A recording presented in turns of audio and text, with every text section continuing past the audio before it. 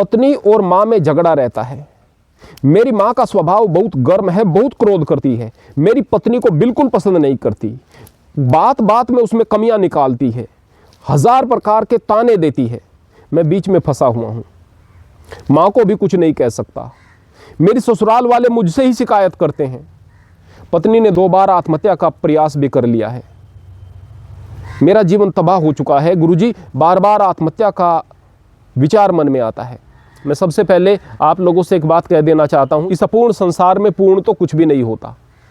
आज आप मानव योनि में हो, मानव जन्म में हो, आगे पता नहीं किस कीड़े कुंजर की योनि में जाओगे, कितनी तकलीफों में जाओगे। अब मैं आगे आपको यह बात बता देना चाहता हूँ कि आप जो कह रहे हैं कि माँ को भी मैं कुछ नहीं कह सकता और पत्नी की भी यह हालत नहीं देखी जाती, तो प्रियवर कहना तो पड़ेगा, कहना तो पड़ेगा।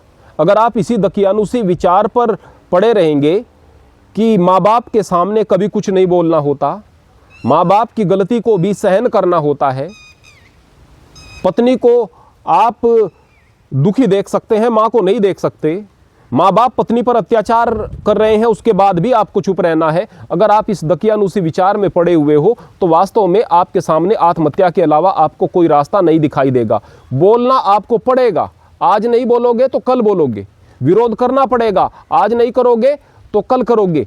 तो इस दब्बूपन को छोड़ो। अगर आपको पता है कि आपकी माँ गलत कर रही है तो माँ को समझाओ, माँ की गलत बात का विरोध करो, अपनी तरफ से पूरा प्रयास करो। लेकिन उसके बाद भी अगर आपके माँ बाप नहीं मानते हैं तो घर को छोड़ो, आप युवा हो, बाहर जाकर के काम करो, अपनी पत्नी का ख्याल रखो, आगे अपनी संतानों का ख्याल रखो। अगर आपके माँ बाप को अक्ल आ जाए तो फिर आप उनके पास में आ जाओ, लेकिन कुछ चीज़ों को समझाने के लिए कठोर कदम उठाने की ज़रूरत होती है। अगर आपके अंदर साहस नहीं है सत्य का साथ देने का तो आपका परिवार बिखर जाएगा। अतः जितनी चीज़ें बर्दाश्त की जा सकती हैं बर्दाश्त करो, बर्दाश्त से बाहर चीज़ें हो जाएं तो उसका विरोध करना भी सीखो भाई।